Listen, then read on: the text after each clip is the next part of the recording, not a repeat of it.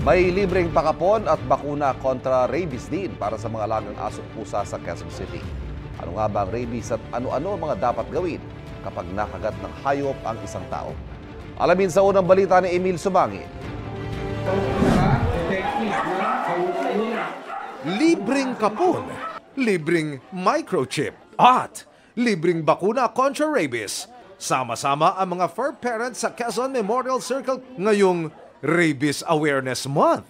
Ayon sa QC Veterinary Department, dati nasa top 4 ang Pilipinas sa buong mundo sa mga bansang laganap ang rabies sa mga aso at pusa. Bumaba na raw tayo sa ika-6 sa ranking kamakailan lang at sana mawala na rin tayo sa top 10 sa loob ng ilang taon. Sana po by 2030, magawa natin ang paraan na dapat wala na pong mamamatay na tao dahil sa kagat ng aso na may rabies. Ang rabies ay dulot ng virus na inaatake ang utak ng tao at naipapasa sa pamamagitan ng kagat ng hayop na infected ng virus. Pero pwede rin itong kumalat sa pamamagitan ng kalmot at iba pang uri ng exposure sa laway ng hayop. Karamihan ng rabies cases sa tao na hawa sa aso. Pero pwede rin ito makuha sa infected na pusa, paniki, lobo, baka, kabayo, kambing, unggoy at kalabaw. Ayon sa DOH, ang inisyal na sintomas ng rabies sa tao pwedeng kahalintulad ng trangkaso. Pwede rin daw sumakit o di kaya'y mamanhid o mangati ang bahaging nakagat. Habang lumalala ang kondisyon, pwedeng makaranas ng pagkalito, pagdedeliryo, sobrang paglalaway, panghihina ng muscle o pagkaparalisa ang pasyente. Kasama na rin dito ang takot sa tubig, liwanag o sa hangin. Hirap sa paglunok at pagsusuka.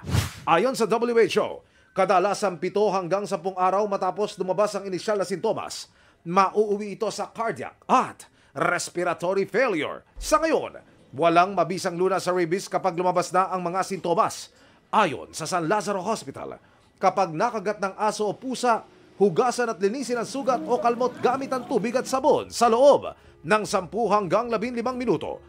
Linisin at pahira ng povidone iodine o alkohol ang sugat. Huwag gumamit ng bawang, bato o anumang tradisyonal na pamahid.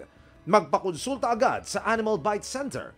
Obserbahan ang nakakagat na hayop sa loob ng 10 hanggang 14 na araw.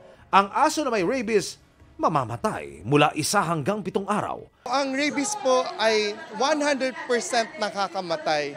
And 98% po ng rabies natin ay galing po sa alagang aso o sa mga aso na hindi bakunado. So, para po makontrol natin ang rabies, bakunahan po natin ang mga alaga natin. Ito ang unang balita. Emil Sumangil para sa GMA Integrated News. Kapuso, huwag magpapahuli sa latest news and updates. Mag-iuna ka sa balita at mag-subscribe sa YouTube channel ng GMA Integrated News.